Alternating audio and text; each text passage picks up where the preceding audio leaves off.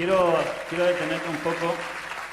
Martín Krause suele tener una frase que describe el proceso evolutivo de los liberales, ¿no? Entonces dice, arrancamos siendo liberales clásicos, después pasamos por el minarquismo y en algún momento llegamos al anarcocapitalismo. Algunos dicen que muchos liberales vuelven. ¿Cómo es tu historia? Bueno, yo arranqué un poquitito más lejos. Arranqué con los post-keynesianos, así es que hice un caminito un poquito más largo. Digamos, me fui unas cuantas veces al pasto y me pegué unos cuantos golpes. Pero hoy, digo, yo naturalmente soy anarcocapitalista, digo, aparte estoy orgulloso de ser anarcocapitalista. Y lo que sucede es que soy loco, pero no soy boludo, no como vidrio.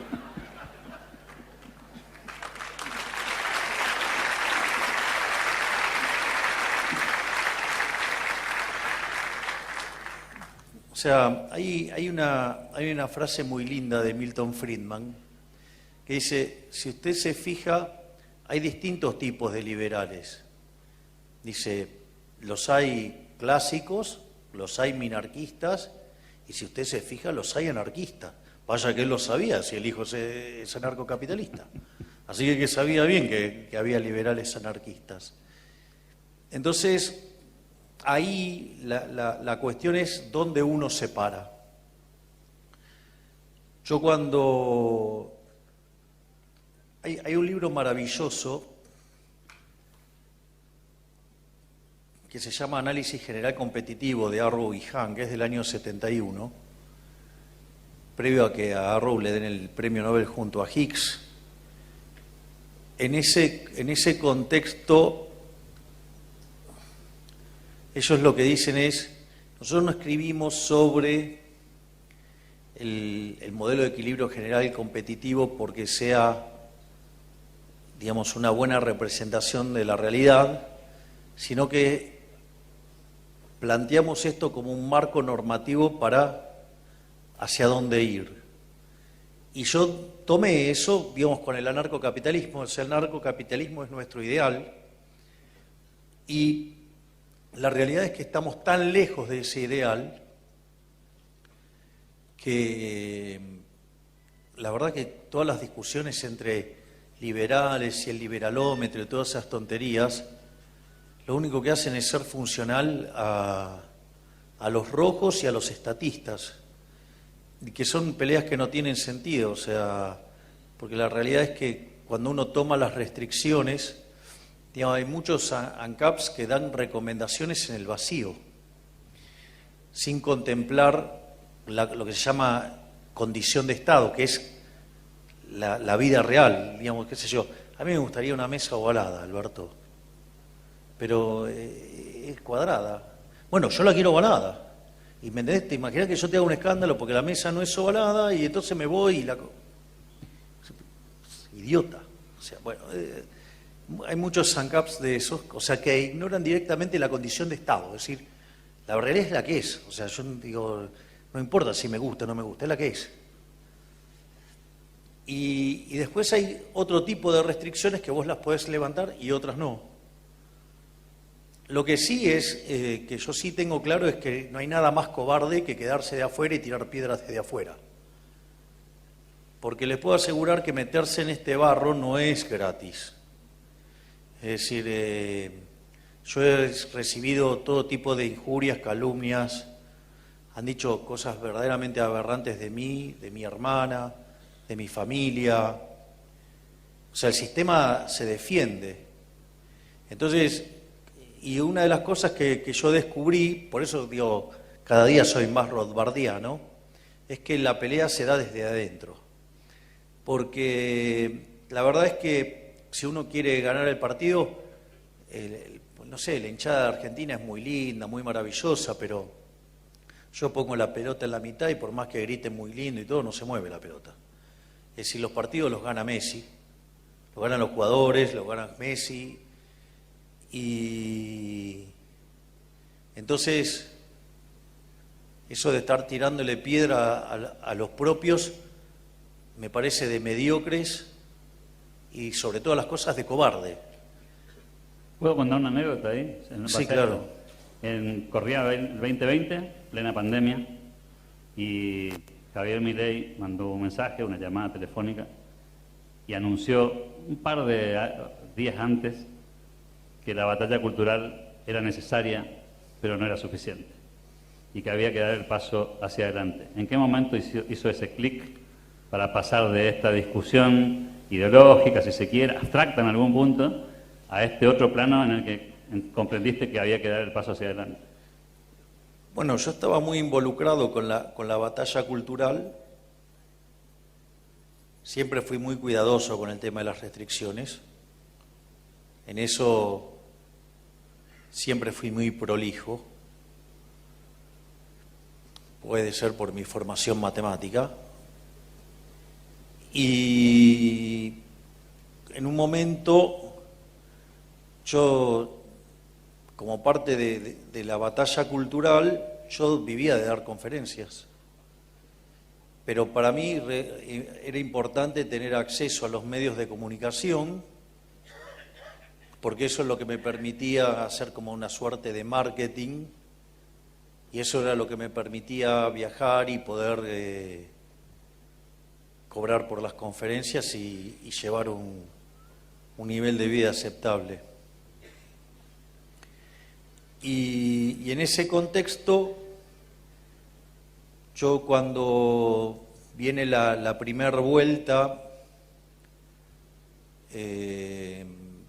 entre Macri y Alberto Fernández, que le saca tanta diferencia, en ese contexto, nada, era obvio que ya está, que ganaba, que era muy difícil levantar y remontar eso. Y en ese contexto yo no podía creer lo que estaba viendo, entonces hacía zapping en la televisión y todos los programas de televisión ya estaban repitiendo y yo no podía dormir, y justo paso por Crónica y un chanta que oficia de pseudoeconomista venía de tener una pelea con Bogiano, y entonces pedía por que los liberales fueran censurados en la televisión, que no había que darle más espacio y demás, y porque le estábamos contaminando la vida a la gente. Y en ese contexto a mí me encendió una luz de alarma, porque ese economista, en realidad ni siquiera es economista, pero estaba muy cerca de Leandro Santoro. Y Leandro Santoro en ese momento oficiaba como de el hombre de los medios de Alberto. Y después, con lo cual ahí yo tuve una alerta, y después lo vi a Leandro Santoro directamente pidiendo por que se me censurara a mí directamente que se me censurara. Hay casos más groseros, digamos, y menos groseros, pero lo ha hecho con Fontevecchia, lo ha hecho con Dugan y en otros espacios de C5N, donde directamente pedía por la censura de mi persona. Entonces, frente a esa situación dije, se me va a complicar la exposición mediática, se me va a complicar dar conferencias, me voy a quedar sin guita y la voy a estar pasando mal. Entonces dije, bueno, ¿qué hago? Y entonces un día estaba en una mesa cenando y estaba con mi hermana y vino una persona, me dice, qué interesante toda la batalla cultural, y me pone una boleta y me dice, ¿dónde está la ciudad de Milei acá? Me dice, mirá, si vos no te metés acá, si vos no le disputás el poder real, acá no pasa nada. Es decir, mientras que vos no le estés disputando el poder real, no vas a conseguir nada. Entonces ahí medio como que nos quedamos desconcertados. Me dijo, vení la semana que viene y me decís. Y cuando nos fuimos con el jefe, dijimos, che, ¿y esto? Y bueno, entonces decidimos meternos. Eso además ocurrió en el medio de la pandemia y ahí nos decidimos a dar la batalla en el plano de la política. Y ahí es cuando empezamos, primero arrancamos con Expert y una vez que empezó a andar el proceso, sentíamos la necesidad de construir nuestro propio proyecto y fue que nos presentamos en Capital Federal. Yo recuerdo que lo primero que nos dijeron era que éramos muy simpáticos para hablar en televisión, pero que no conseguíamos votos. Después de eso nos dijeron que no íbamos a poder formar partido, y formamos partido.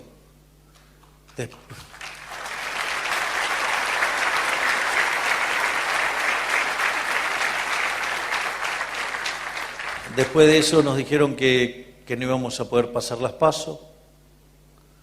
Después nos dijeron que íbamos a perder contra el voto en blanco. Después nos dijeron que íbamos a ser vapuleados por la izquierda.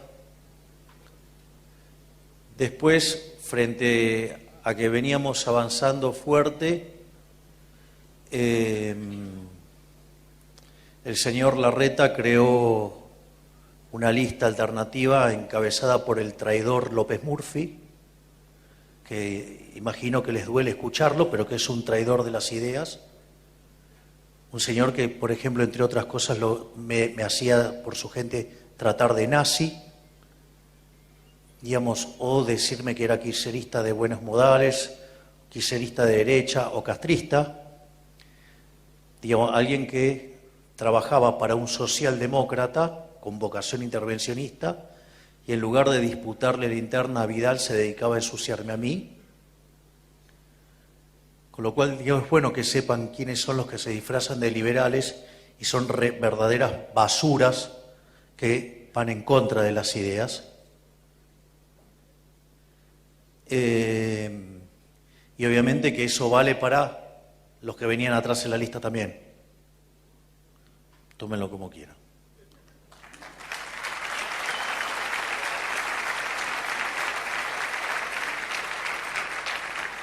Miren, yo les voy a decir algo. Hay una frase en política que dice que el que traiciona una vez, traiciona siempre.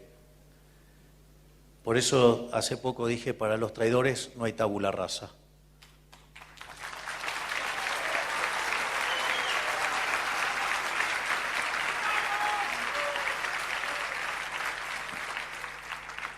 Y así que ahora cuando lo ven, que quiere hacerse el bueno, tratar de salvar el capítulo 4 de la ley bases, no le crean, en realidad está tratando de dinamitar mi programa económico para que me pegue una piña, porque sigue siendo empleado de Larreta.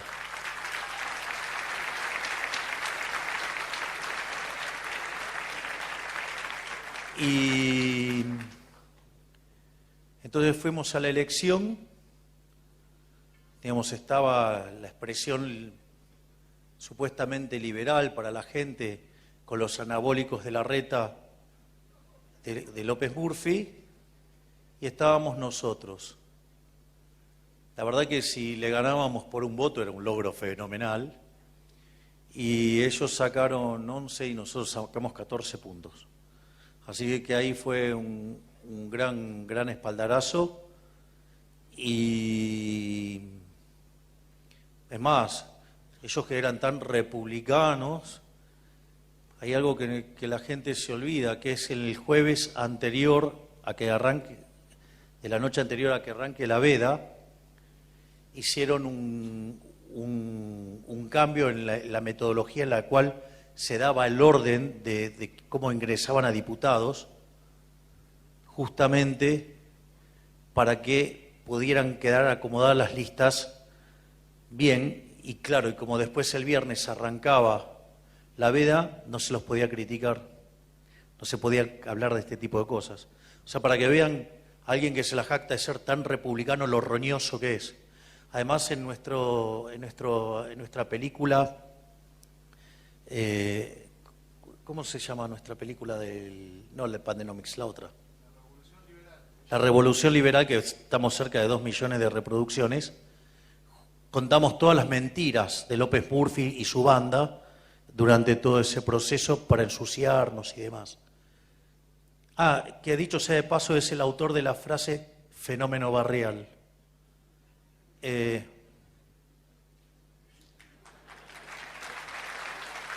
Ese sí que la vio. Pero más allá de eso, después terminamos sacando el 17% de los votos, o sea, con lo cual tuvimos 2 bancas de diputados nacionales, tuvimos 5 bancas a nivel, digamos, de capital federal. Y entonces ahí también pasó algo muy lindo, que es que cuando asumimos, un periodista muy, muy grosero, tratando de provocarme, ¿no?, y agredirme, cuando estábamos por asumir con victoria, me hace una nota y me dice que qué podíamos hacer si íbamos a ser 2 diputados en 257. Es decir, que la propia dinámica de la Cámara nos iba a absorber y no íbamos a poder ser parte de ninguna comisión ni de nada, con lo cual, que éramos la insignificancia misma. Y en ese contexto yo le dije que a mí lo que me guiaba era el primer libro de Macabeos 3:19, que dice que la victoria en la batalla no depende de la cantidad de soldados, sino de las fuerzas que vienen del cielo. Y efectivamente, si ustedes toman los discursos de la Cámara, los discursos más vistos en la historia de la Cámara son los discursos que di yo. Es decir, mis discursos les ganan a discursos que llevaban muchísimos años y por temas muchísimo más calientes, al margen de todas las reproducciones que podíamos tener en nuestras propias redes sociales. Y cuando llega el momento de cobrar la primera dieta, en una idea maravillosa que tuvo el jefe, la sorteamos. Se anotaron como 1 millón de personas para ese sorteo y eso lo hicimos en Mar del Plata, lo hicimos en las escalinatas del Costa Galana y ese día convocamos, a pesar de lo frío que estaba y ventoso, convocamos más de 10.000 personas y después fue tapa en cerca de 30 países del mundo lo que habíamos hecho. O sea, en aquel momento eran como 200.000 pesos y habíamos conseguido, era la campaña publicitaria más grande del mundo, con 200.000 mangos habíamos salido en 30 países del mundo, o sea, era una obra de arte. Gracias, jefe.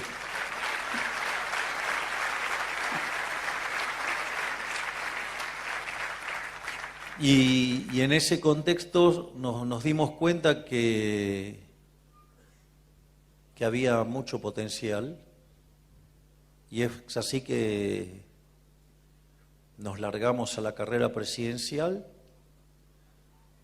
y a pesar de tener que sufrir la campaña sucia más violenta de toda la historia, o sea, dejaron a la de Trump chiquitita, por decirlo de alguna manera, se volvió a dar la frase de Macabeos y las fuerzas del cielo nos trajeron hasta este lugar. Así es que, sobre todo lo que yo tengo es un agradecimiento enorme a los argentinos que han confiado en que una solución liberal es posible y que seamos nosotros los que tenemos que estar al mando de conducir esto, y para mí eso es un gran honor y un motivo de agradecimiento para con todos los argentinos. Me piden que vayamos redondeando. Hay compromisos también que cumplir para regresar a la ciudad de Buenos Aires y para no robar más tiempo al presidente de la Nación. Tranquilo, digo que se está poniendo divertido. Esto recién arranca.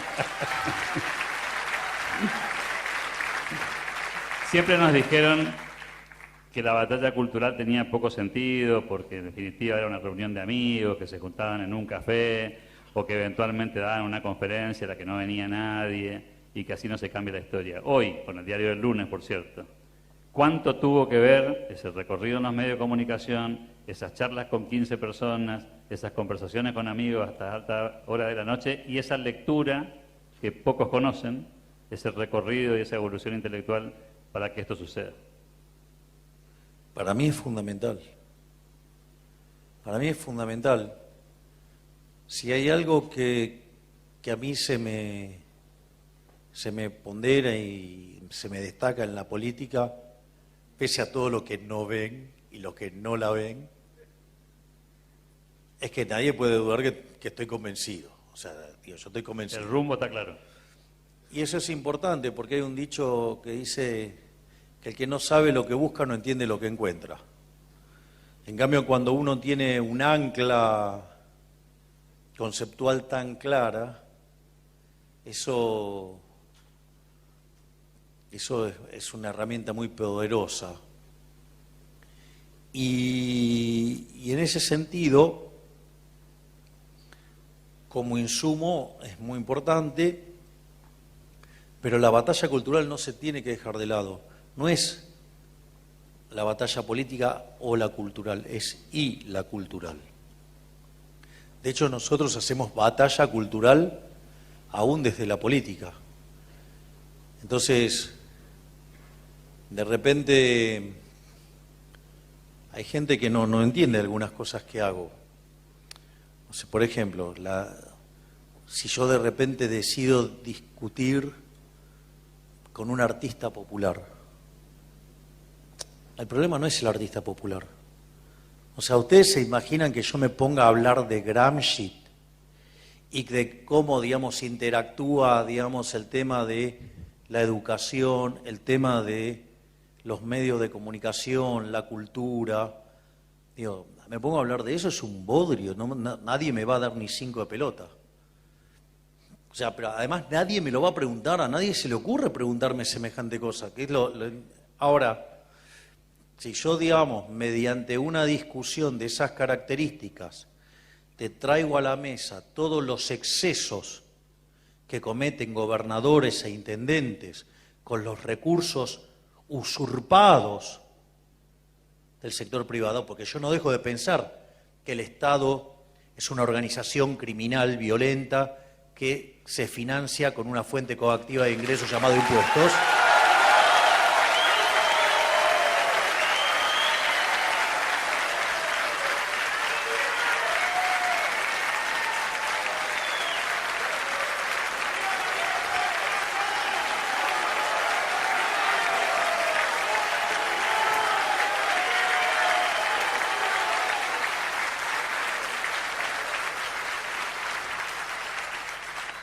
Les puedo asegurar que si con ese énfasis se metieran en política, saben el problema que estarían los políticos y saben qué cerca estaríamos del anarcocapitalismo.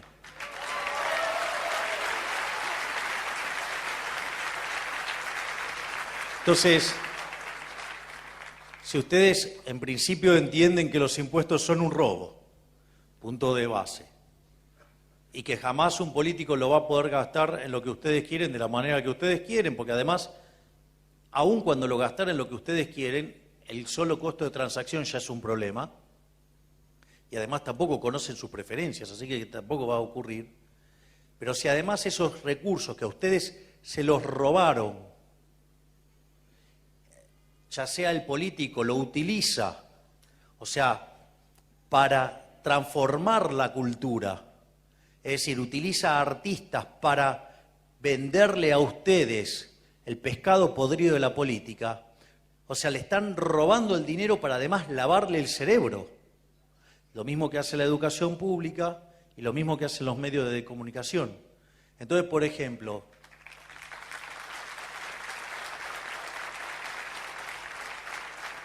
Esto, por ejemplo, a mí me sirvió para dejar de manifiesto cómo el señor Quintela decía que no tenía plata, pero gastaba una fortuna pagando recitales de artistas que no hubieran podido cobrar eso en situación de mercado.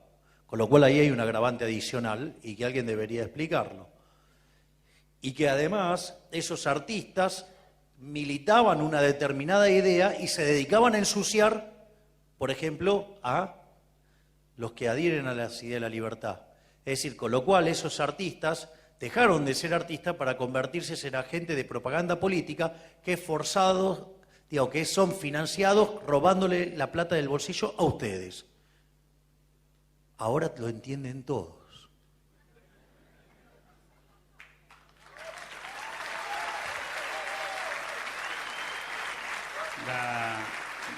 La instalación del debate público y el cambio cultural que ha habido en Argentina en los últimos años, de esa tendencia más a validar la intervención del Estado en un montón de ámbitos de la vida, a esta nueva visión en la que muchos empiezan a revisarse esta mirada y empiezan a comprender cuán peligroso puede ser ese excesivo intervencionismo del Estado. ¿Crees que es un camino sin retorno? ¿Crees que es un camino que está validado? Porque muchos preguntan si eso es una constante o estamos frente a un camino de incertidumbre. Hay una frase que dice que una vez que vos abriste los ojos, ya no los podés volver a cerrar.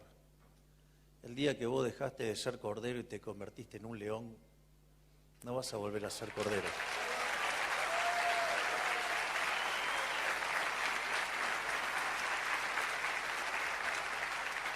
Y eso el 56% de los argentinos lo vio y se despertó.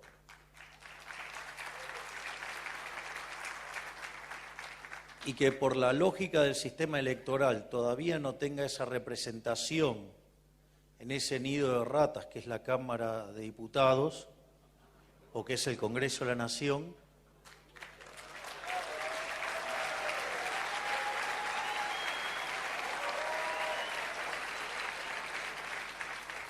bueno, esto está bueno porque una de las cosas por las cuales los políticos no ven y no entienden lo que yo hago es que partimos de premisas distintas. Ellos parten de un supuesto donde creen que la gente los ama y yo parto del supuesto de que son una mierda que la gente los desprecia.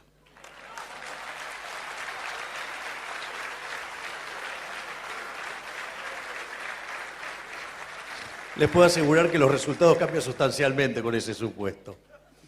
Entonces, nosotros, por ejemplo, nosotros enviamos un decreto de necesidad y urgencia, digo, Argentina con 210% de inflación, con la inflación en la punta corriendo al 17.000%, con 47% de pobres, como ahora ha dibujado la UCA, y demás, eso no eran condiciones de necesidad y urgencia.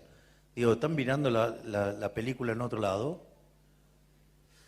Y nosotros también mandamos la ley de bases y punto de partida para la libertad de los argentinos, que entre los dos documentos son cerca de 1000 reformas estructurales. ¿Se acuerdan que decían que nosotros no teníamos plan? Al tercer día, cuando pudimos nombrar las autoridades del central, lanzamos un plan de ajuste, un plan de estabilización ortodoxa, que básicamente era déficit cero, sanear el Banco Central y liberar el mercado de cambios, digamos, mediante paulatinas pasos hasta poder limpiar el money overhang y arreglar el problema del Banco Central. Y tuvimos que esperar algunos días hasta que nos pudiéramos nombrar las autoridades del Banco Central, que de hecho decían que era imposible hacer el ajuste que nosotros proponíamos. Nosotros dijimos que íbamos a terminar el año 2024 con déficit cero, es decir, con equilibrio financiero. Nosotros creíamos que lo íbamos a lograr el equilibrio primario en enero y el financiero en marzo. Bueno, lo logramos en un mes, en enero.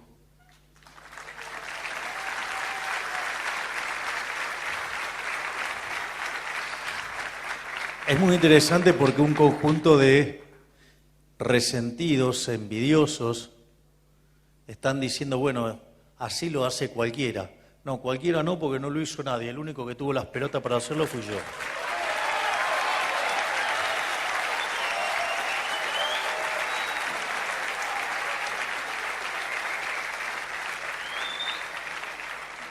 Por otra parte, lo que tiene que ver con el DNU y con la ley de bases, son 1000 reformas estructurales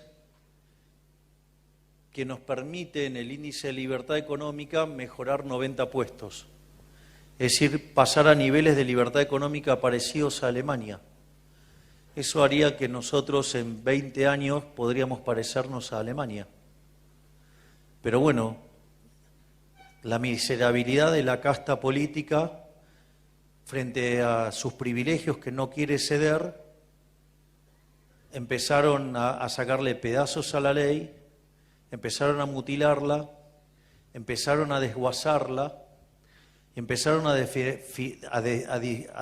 defender sus tongos, y frente a esa situación decidí levantar la ley. Levantamos la ley y ¿qué es lo que hicimos? Los expusimos a todos.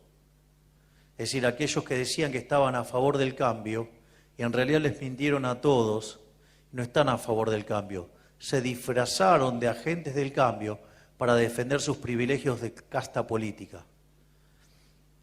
Y la verdad es que si uno parado ex ante con 38 diputados, la realidad es que ex ante lo más probable era que no pasara la ley. Con lo cual todas esas críticas de que hay mal manejo del oficialismo, las críticas sobre Martín Menem, que hace un trabajo fenomenal, son todas estupideces, porque es lo que se llama la falacia del nirvana. Digo, ustedes no pueden comparar el accionar de Martín Menem como si tuviera mayoría calificada. Digo, eso es propio de un idiota. Bueno, hay un montón de idiotas, sobre todo los que no la ven. Y lo otro es, la realidad es que esas reformas, obvio que nos permitirían, por ejemplo, duplicar el PBI per cápita en 7 años, y si estamos así con este marco que tenemos ahora, duplicar el PBI per cápita nos podría llevar, no sé, 30 años, 25 años. Claramente las consecuencias en términos de bienestar, en términos de caída de pobreza, indigencia, no son triviales, pero la miserabilidad de la política que defiende sus privilegios, no le importa que ustedes estén peor, porque lo único que les importa a ellos es estar bien ellos. Y en ese contexto, fíjense qué loco, ¿no? Porque a todos los presidentes le dejaron pasar un montón de decretos de necesidad y urgencia. Nosotros es la primera vez que un decreto le devuelve libertades a la gente,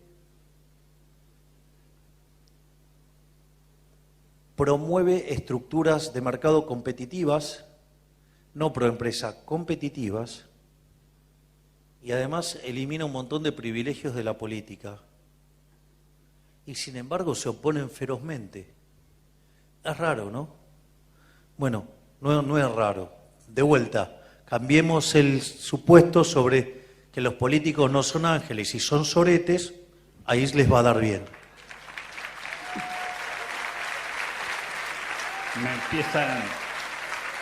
Me siguen haciendo señas los amigos del equipo presidencial para que vayamos redondeando, y no queremos dejar además de agradecer, no queremos dejar de hacerte algunos presentes que creemos que son de gran valor, y me parece que